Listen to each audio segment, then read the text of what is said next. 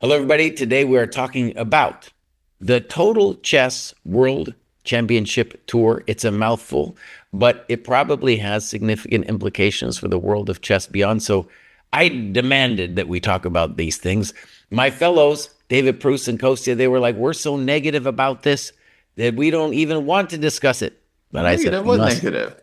I think he just lumped you in with me for no reason, Kosi. No negative. I don't like it, but we'll talk about. I think Oh, okay. pros and cons. Pros and Pros. cons. All right. So I'm just going to say a couple things about it, and then we are going to jump into it. So this is run by Norway Chess.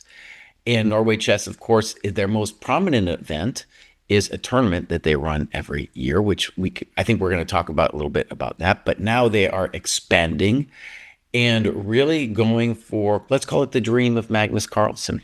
So instead of doing classical chess, longer chess, there's going to be a combination of blitz, rapid, and this new thing that they're calling fast classical, which is something like 45 minutes a game plus 30, right? So no one had ever called that classical before, but that's this new innovation. There's going to be a pilot event for this in late 2026, and then they want to launch it for real in 2027. There's a lot to talk about here, but we do want to say, as just a first positive, there's a lot of money at stake. Over $2 million is being given to this. So at the very least, this is a infusion of money for the top players. Small correction, Jesse. They're saying there will be $2.7 million, but they have another webpage where they're asking people to give them the money with which to then provide the prize funds. So there may or may not be 2 million. They don't have 2 million of their own money sitting waiting to put into the prize fund. Okay, fair enough. But yeah, so the big thing is that this is Norway Chess running, and I watched Gotham Chess's video on this, and he made an important point. A lot of people are saying like, oh, they're just trying to get Magnus back. They're just trying to get Magnus back. If Norway Chess is like committing to this, they probably have Magnus. Like Magnus is probably in. Like he's probably committed to them that like he's gonna play this. Otherwise, like it doesn't make sense that they would run this thing. He's like their entire reason for existing, basically. So I feel like Magnus is in, but yeah, very, very confusing thing because big part of it is that, it's this like new world championship. So the winner apparently is crowned the FIDE World Combined Champion. And according to FIDE Emil Sutovsky, you got 2 spots to go to the candidates from this new tour. So that I mean, it's far away. It's starting next. They're piloting the thing a year from now, basically, next year. And then they might run the first tour in 2027. But if they did do that, I mean, that would be a pretty big deal. Yeah, I mean, I think we're going to do it. Yeah. 50, at best 50-50 that it even happens. I'm not convinced it's going to happen. Oh, Yeah, I think it's going to happen. I think it's going to happen. By the way, I want to say a couple things I thought was just to reflect on this Norway Chess as an organization. So I think it's worth comparing Norway Chess to the St. Louis Chess Club in the following way. You got a rich person who inaugurates it. And this guy did it around 2013. St. Louis Chess Club was at a similar time. This was a time actually in chess when there wasn't a lot of money. This is before the boom. And so in America, for example, the St. Louis Chess Club was an amazing thing for us at that time. It was like, oh my God, a gift from God. So it's mildly similar time. And it's basically structured as a nonprofit. So, David's saying they're not going to get the money. But St. Louis Chess Club, yes, it's funded by a wealthy individual, but they have a lot of donations from all kinds of people that have created an endowment where the thing is going to continue to exist after Rex passes away. So it's going to be a thing that just continues.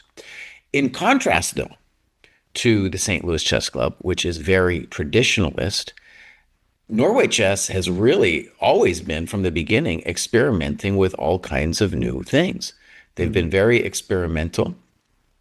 And I want to talk about some of their experiments. But I want to say, to conclude the thing with St. Louis that's interesting is a key motivation for the St. Louis Chess Club's existence was to create an American world champion. That was from the beginning part of the dream, and they've been promoting that forever. And I think it's very fair to say that Norway Chess is committed to promoting Magnus Carlsen, right? So this is Magnus Carlsen's dream of this total combined thing. And like Kostya says, I'm sure they have buy-in from Magnus. And so they are promoting Magnus and his dream.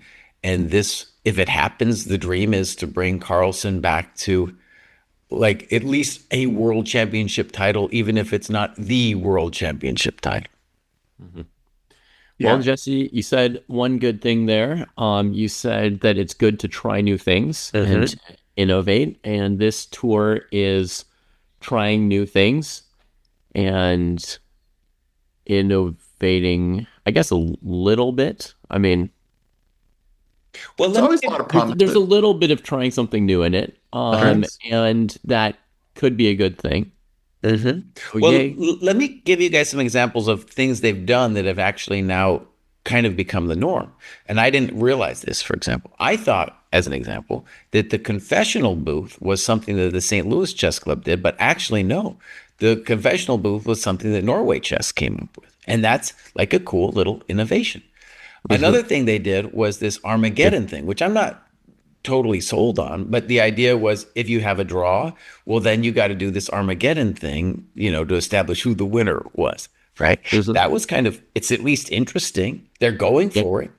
And then, of course, the third big thing that hasn't taken off with other tournaments, partly for financial reasons, but it sounds cool, is to fund the women's version of the Norway Chess tournament, just the same as the men's. That was also new, like having the Very dual new, prize yeah. fund Yeah. equal for the two sections. So another wrinkle on the St. Louis Norway thing is that they used to be partnered in the Grand Chess Tour. That was the original Grand Chess Tour. Is like this huge tournament from St. Louis, the Sinkfield Cup, huge tournament from Norway Chess. Both Right. tournaments were already existing. Then they were teaming up for this overall Grand Chess Tour. And then they added like they also had like London Chess Classic. The first couple of years in Grand Chess Tour was beautiful because you had these like major events and you had this like Grand Slam of chess. But then at some point, I guess they had like creative differences or something. I don't know what happened, but Norway Chess, they dropped out. And then the Grand Chess Tour basically just became like St. Louis Tour overall. It was like St. Louis organizing all the events, Kasparov probably organizing a lot of stuff, or at least kind of painting the vision for it. One of the critiques of this thing is it that it's like became very much more similar to the heavily- Grand Chess Tour because it's like a mix of classical, rapid, and blitz. Right. Although to GCT's credit, they have like real classical, not this fast classical. Which I was watching Hikaru's video. I think you guys might have seen some of it too. Yeah. Hikaru was really clowning on the fast classical part. He was saying like, yeah, it's not real classical, and then it's feeding into the candidates. He had a real issue with that, which I thought was Well, I interesting. do too. Yeah. Huge. Yeah. No, I mean, I think we all do. If I wanted to say something positive, I would say, well said, Hikaru. Yeah. There you go. Yeah. So one of the knocks on the GCT though was that it's kind of like its own thing. It's insular. It doesn't play into the candidates. And it's like there's nothing huge at stake. Like I feel like their viewership is decent, but it doesn't seem like it's amazing compared to other events and doesn't seem like it's grown. The GCT has been around for many years.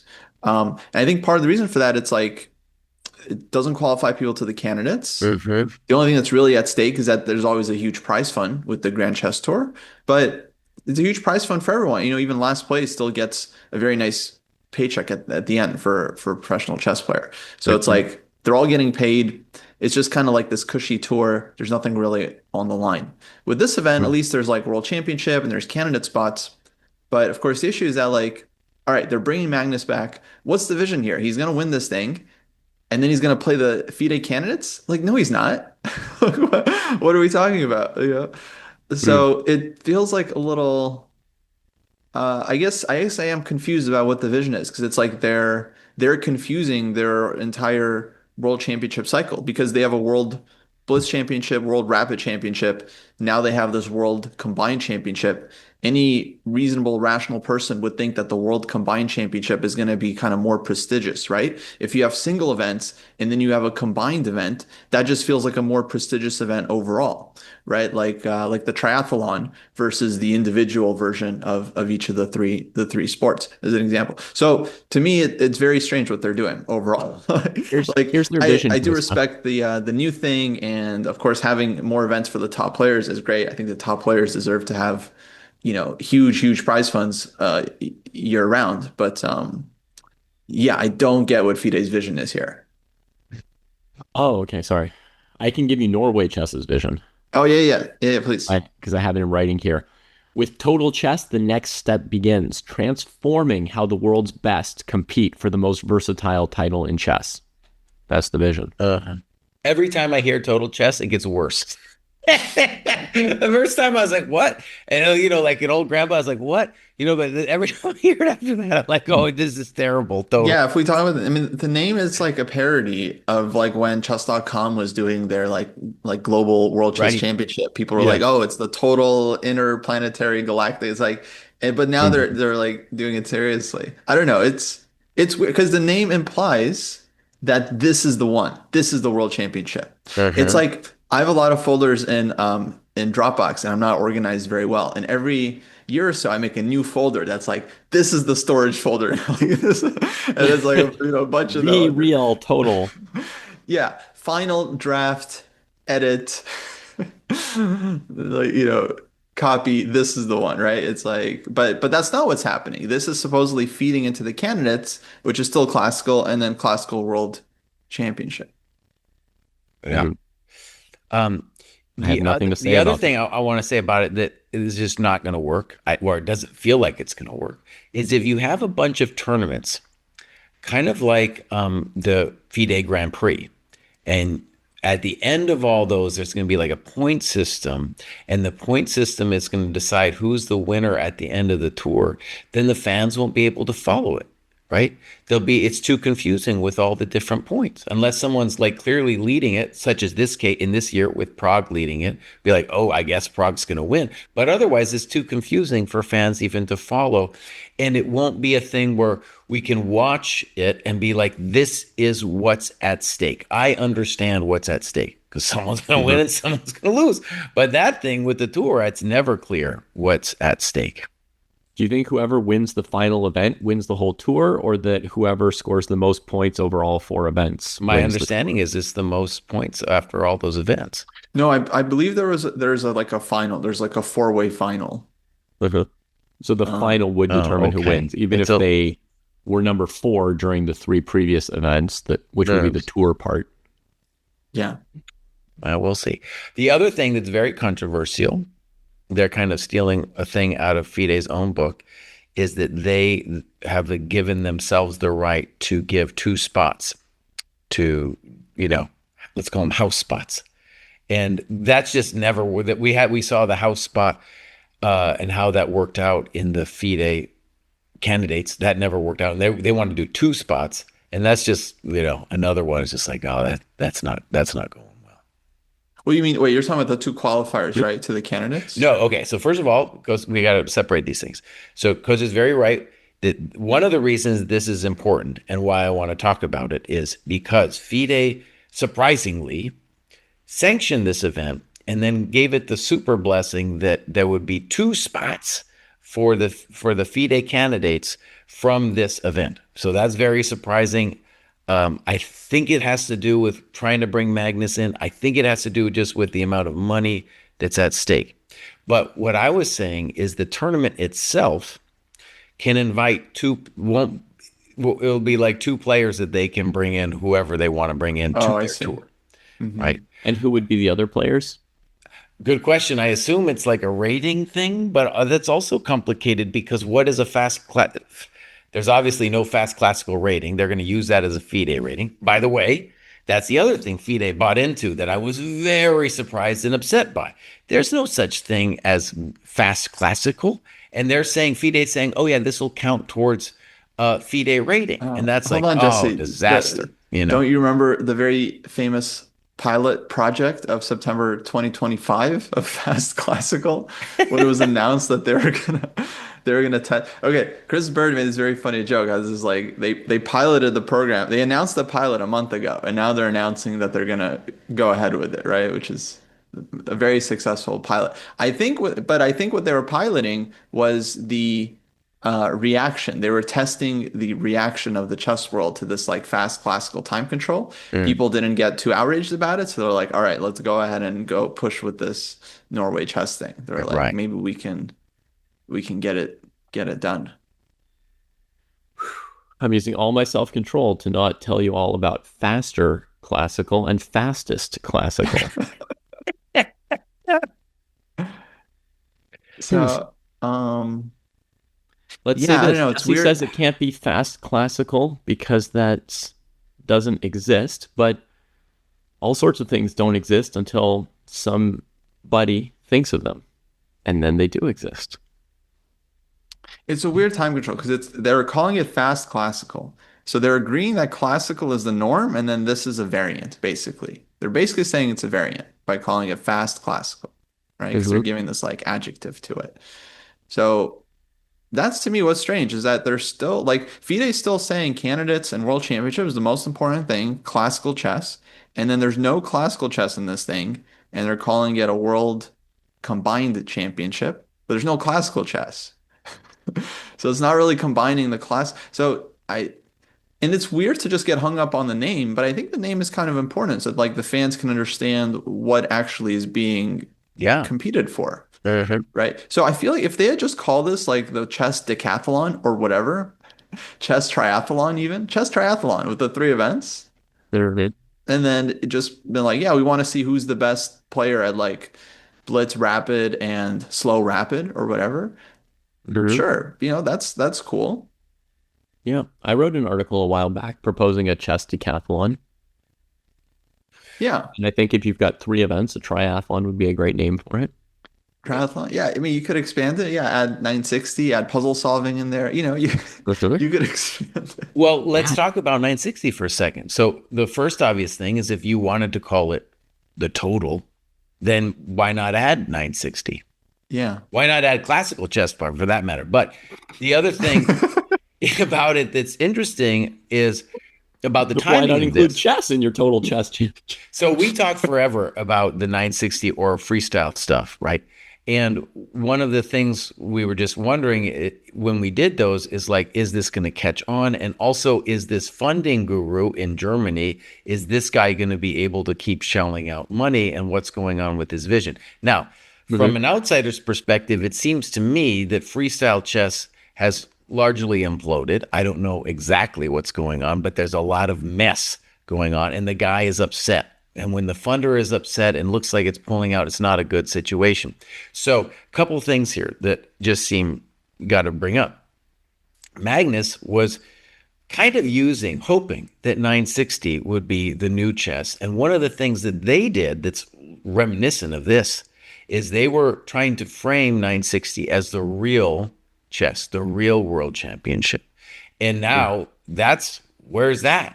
Now, well, we have something similar where we're calling this the total chess championship. And again, it's Magnus at the center who wants to be the new king and even has his own organization, Norway Chess, kind of pushing it, right? Yep. So like what happened? What happened to 960, Magnus? And now you're doing this, buddy. What's going on? Yeah, it's an important question to ask in this because there is kind of a crowding of the tournament schedules, right? People have to choose between the classical tournament circuit that existed 10, 20 years ago. They have to choose between chess.com's online events, which have a certain prize fund to them. Then they have to choose between the freestyle events, which have their prize fund. And now there could be a total chess schedule as well, right? So people having to choose between these things. And it's an interesting question to ask.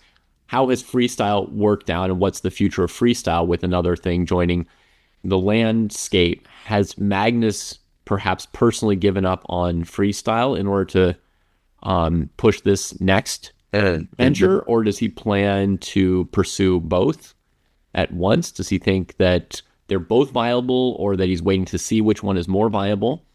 It's an interesting question. And Jesse brings up how has Freestyle done this year?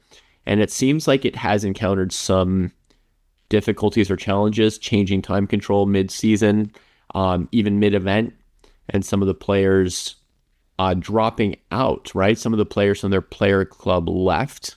Mhm. Yeah, And Naka dropped Giri out. and Naka were two of them. Well, who's the other one? I think Giri and Naka both dropped out Yeah, of the Giri and freestyle chess Naka. Yeah, exactly. events. And and right now, I'm not hearing as much buzz about those events as I was hearing at the beginning of the year. So I'm not sure how they're doing on spectator engagement or excitement. Right. Yeah, it does feel like this thing is going to compete with Freestyle Is it? for the attention of Magnus. And you said those are his two things, but he's definitely all in on like the chess.com and esports thing.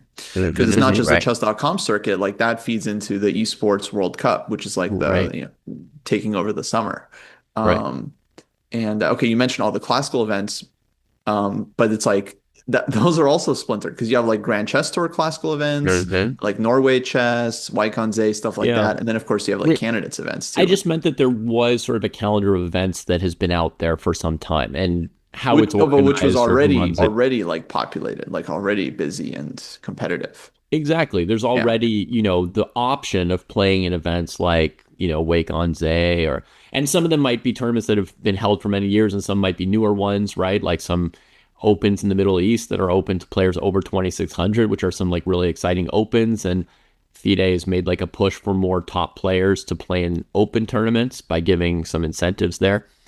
But yeah, I just meant there's like a few different sort of calendars or layers of events that people could choose to play in, including different time controls and formats. It's so much actually. It's very competitive. And there's also like there's like all these like random like one-off events like the Global Chess League, which was also supposed to be like the next, Tech Mahindra, the global, I think they're doing stuff and like World Chess had this like Armageddon series.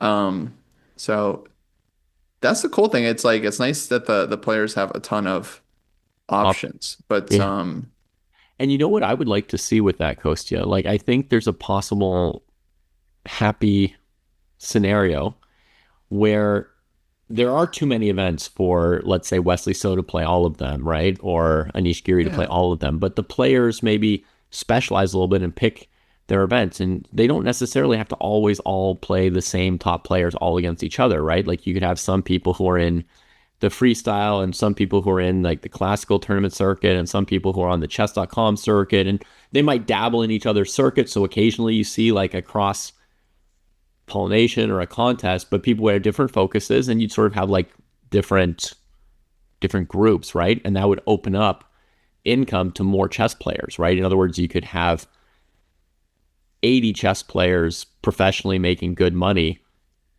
split into groups. Yeah, I mean, quite different possibly. Circuits. But I do feel like ultimately all these events are kind of fighting for the same thing, right? It's like they want attention, they want to be like the number one event, and they want to be like the right format. I can't imagine that Norway Chess is doing this and they don't ultimately kind of want to take over the world. Like they want their thing to be the world championship. I would imagine like that's like the dream. Yeah, of course, that's a dream. Yeah. So at some point, it's going to be like a Game of Thrones. Like at some point, there's going to be like a coup. Like Freestyle kind of went for it, early on. That was very tense. Now at some point, Norway Chess is going to go for it and be like, no, we're the actual like world championship. Maybe the esports thing is going to be like, no, this is the thing that like gets millions of views. This is what fans care about. This is the most important. So, we might be entering like a battle for the soul of chess. But I just want to say, as the traditionalist, the reactionary of the three of us, that I'm very comforted by the fact in the recent the recent tournament we just had for the two candidate spots, that what we saw there was the players, even if Magnus doesn't want the world title anymore, the players themselves want that traditional title. And that's what they're most willing to spend, shed blood for. And that's what made that tournament so great. So whilst there's going to be this incredible profusion of events, which I think is good for professional players, especially if you're not a world championship candidate, to make some money, right? You still are going to have the top players pushing the main dream that's been their dream since they were little kids, which is the real world championship. And so I'm comforted by that. And I honestly think that these people who think they're going to break it, they're fools. They're fools. The same way with the freestyle. I was like, no, this isn't some real world championship. Get out of here. And that fell apart. And I think similarly, this is going to fall apart. But arguably, it was clever from FIDE to be like, you know what? We'll co-opt you. We'll co-opt you by giving you a little love, like giving you some spots in our candidates tournament. Even let you do this nasty, fast classical thing to us, right? But you'll be nevertheless kind of tied to our umbrella.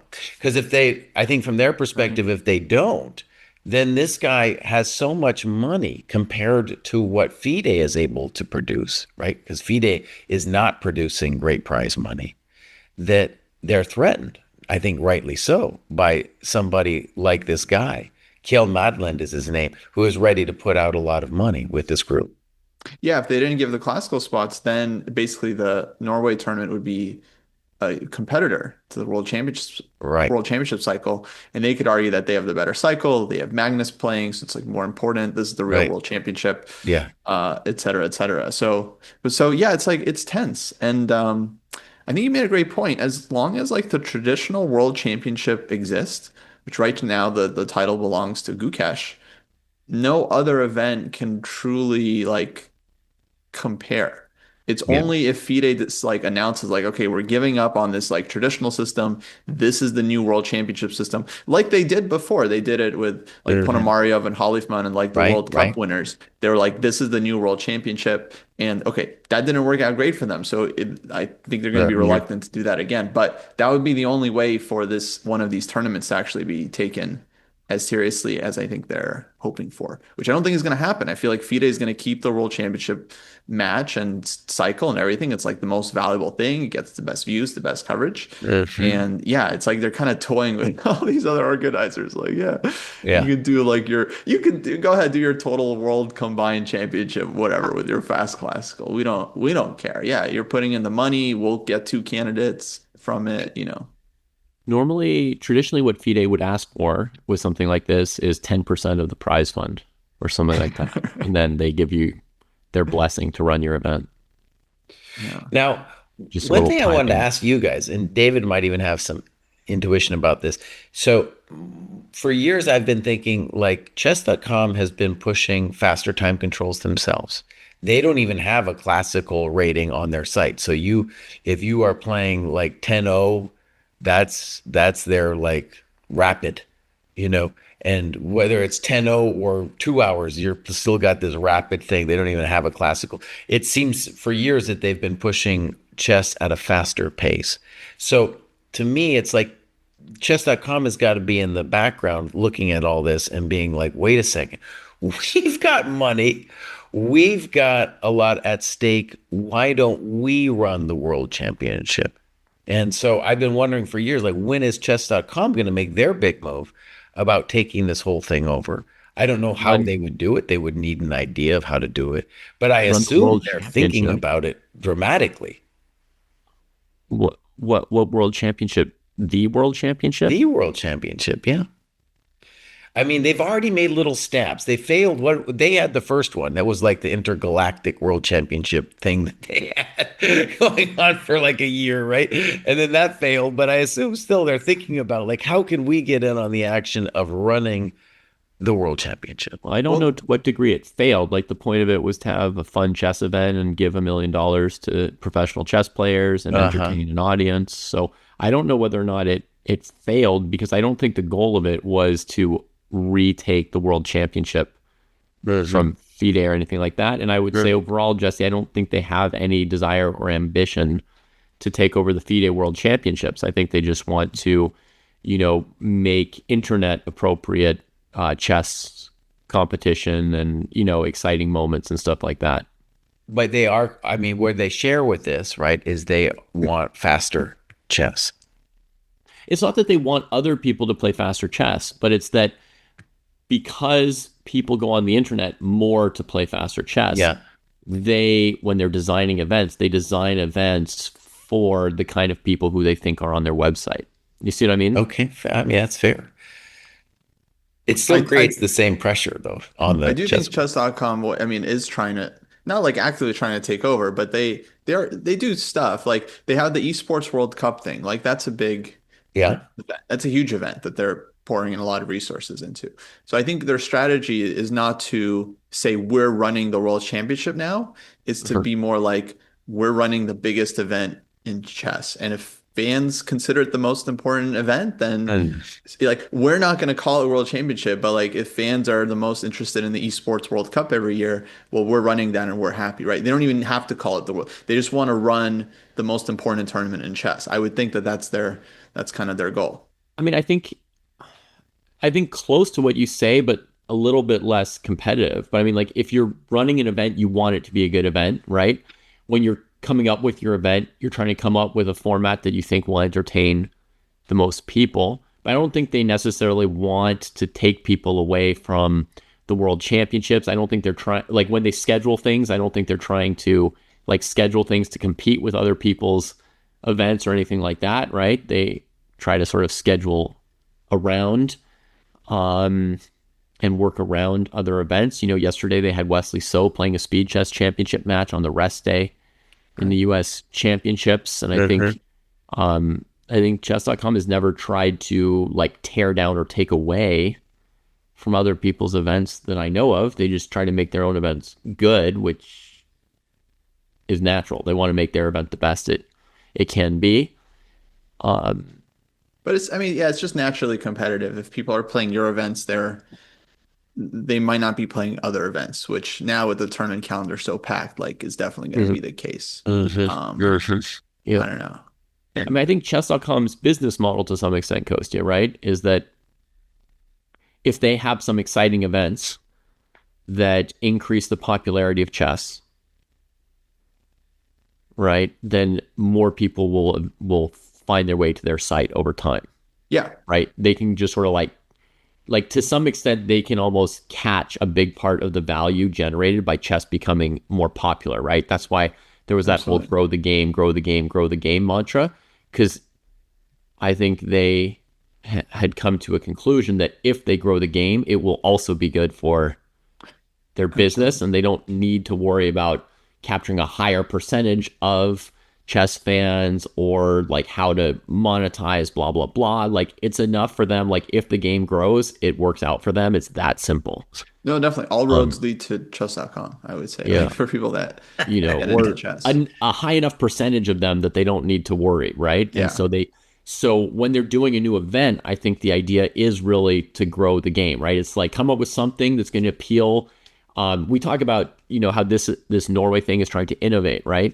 I think chess.com has some kind of interest or goal in basically appealing to new segments of the population, right? Even more than just continuing to appeal to the people who are already there, right? It's like, what event could we run that's going to bring some new people into chess, right? So when they do like the basketball or the football player tournaments or something like that, right? They're like, how do we get 50 million more people to think like, oh yeah, chess, right? That's like kind of the idea or the goal. It's not that they think that, you know, the running back from the Broncos should be the total champion of the world instead of Gukash or something like that, right? It's I think it's a little bit, it's kind of like it is tied to a business strategy, right? But I don't think it's as much about trying to say we're bigger or better than someone else. It's just trying to make good events.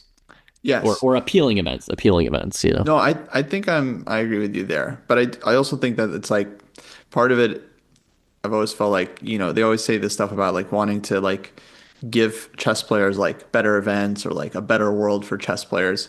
So I feel like that's part of it. It's like they're running the events they wish FIDE would run in a way. So some of them, yeah. And they're not, but not everything, right? Because I'm sure that they've got like the people running chess.com, or let's say like Danny and Eric, for example, who have played in OTB chess tournaments, right? I'm sure they each have ideas about what would be great OTB classical chess tournaments, right? but they're running an internet website on which the most popular time control is 10+0, and on which they've got millions and millions and millions of people rated about 700 who spend a lot of time playing Blitz, right? So they're running events that they think match their site and their clientele and stuff, right? They're not pursuing every single dream that they have.